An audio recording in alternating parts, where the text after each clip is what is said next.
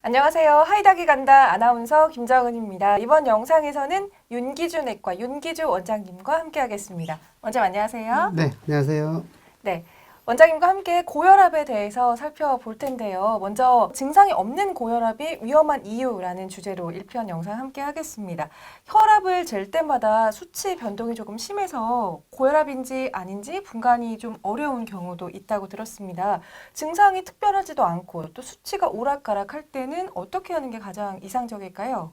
혈압이 갑자기 올라가서 심한 두통이 있거나 어지럽거나 속이 울렁거리거나 피곤하거나 그런 증상이 있는 분들도 있지만은 대부분의 경우에서는 고혈압은 무증상입니다. 네. 혈압은 하루 중에 고정된 것이 아니라 약 10에서 20% 정도로 이렇게 오르락내리락하고 변동이 있기 때문에 정확하게 혈압을 체크하는 것이 중요합니다. 그래서 혈압을 체크할 때는 자세나 장소, 정신적인 긴장 상태, 운동 등의 영향을 받기 때문에 네.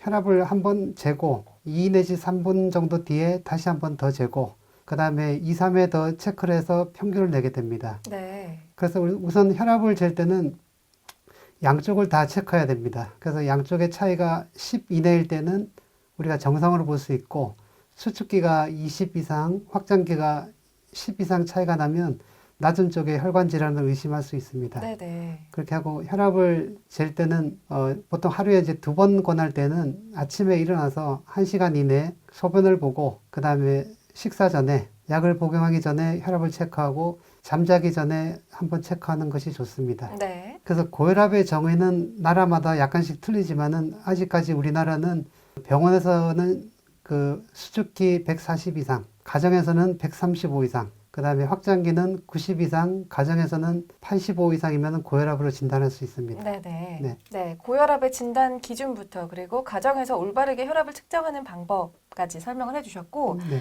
이런 고혈압이 앞서 말씀하셨듯이 뚜렷한 증상이 이제 평상시에 없는데 그럼에도 불구하고 굉장히 위험한 이유가 뭘까요? 고혈압이 증상이 없기 때문에 위험합니다. 그래서 우리가 고혈압을 침묵의 살인자, 네. 사일런트 킬러라고 얘기합니다.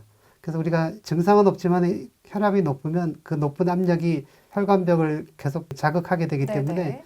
혈관벽이 이제 약하게 됩니다. 그래서 약하게 되는 부분이 터지게 되면 출혈이 되는 것이고 그 약한 부분에 콜레스테롤이 침착이 되면 동맥경화증이 생겨서 혈관이 좁아지면서 막힐 수가 있습니다. 네. 그래서 이제 혈압이 올라가면 그 관상동맥 질환이나 심장 질환이나 심부전, 혈관성 치매의 확률이 2배 이상 증가하게 됩니다. 그래서 빨리 혈압이 의심되면 건강검진을 하시고 진료를 받으시는 게 좋습니다. 네. 혈관을 이제 자극해서 다양한 혈관 질환을 유발할 수 있기 때문에 평소 고혈압 관리가 무엇보다 중요할 텐데요. 혈압 조절을 위해서 그러면 주의해야 할 점들 또 좋은 습관들 어떤 것들이 있을까요? 건강한 생활 습관이 혈압 조절을 위한 중요한 원칙이 되겠습니다. 네. 과거에는 혈압이나 당뇨병을 성인병이라고 얘기했는데 요 최근에는 생활 습관이 중요하기 때문에 생활 습관이 이상이 있으면 젊은 층이나 심지어 청소년에서도 고혈압이나 네. 당뇨병이 생길 수 있습니다. 네. 그래서 생활 습관을 조절하는 것이 중요합니다. 그래서 먼저 소금 섭취를 줄이는 것이 좋습니다. 요리를 할 때 소금이나 된장, 간장, 고추장을 줄이는 것이 좋고 우리가 소금을 먹으면 그중에 약 30%가 나트륨이 됩니다. 네. 그래서 나트륨이 혈중에 올라가게 되면 삼투압이 증가하게 돼서 혈관 내로 수분이 이동합니다. 그래서 수분이 이동하면 혈압이 올라가게 되고 그래서 혈압이 올라갑니다. 그래서 나트륨 섭취를 줄여야 됩니다. 두 번째, 적정 체중을 유지해야 됩니다. 체중이 약 10kg 빠지면 혈압이 10에서 15가 감소합니다. 네. 이 정도는 혈압약 하나를 먹는 것이랑 똑같은 효과를 나타냅니다. 그리고 적정 체중과 허리 둘레를 유지하는 것이 좋습니다. 네. 우리가 보통 이제 대사증후군을 막기 위한 허리 둘레는 남자는 35인치 이하, 네. 여자는 33인치 이하 허리 둘레를 유지하는 것이 좋습니다. 네. 적당한 운동을 통해서 정상 체중을 유지하는 것이 좋고 평상시에 10분 이상이라도 가슴이 좀 두근두근 할 정도로 운동을 하는 것이 좋습니다. 네. 세 번째, 흡연과 음주를 줄여야 합니다. 우리가 이제 술을 적정량 이상 마시게 되면 그 교감신경을 자극하기 때문에 혈관 수축이 일어납니다. 혈관 수축이 일어나면 혈압이 올라갈 수 있습니다. 백해무익한 담배는 끊는 것이 좋습니다. 네.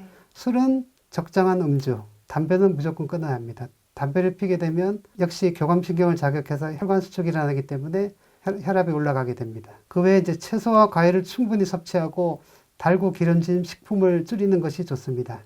채소하고 과일에는 그 칼륨이 많은데 칼륨 성분은 우리가 혈중에 나트륨 성분을 배출하기 때문에 고혈압 조절에 도움이 됩니다. 네. 그리고 스트레스를 적절히 해소하고 평온한 마음을 유지하는 것이 역시 좋습니다. 정기적으로 혈압을 측정하고 진찰을 받으며 혈압약을 복용하는 것이 좋습니다. 네, 네. 잘 알겠습니다. 혈압 관리를 위해서 필요한 적절한 체중 조절과 이제 허리둘레 유지, 그리고 건강한 식습관, 그 가운데도 나트륨 함량을 좀 줄이는 시기가 필요하다라고 말씀하셨고, 끝으로 이제 음주와 흡연을 좀 줄이는 삼가는 네. 습관까지 언급을 해주셨습니다. 네. 네, 오늘 말씀 감사합니다, 원장님. 네, 감사합니다.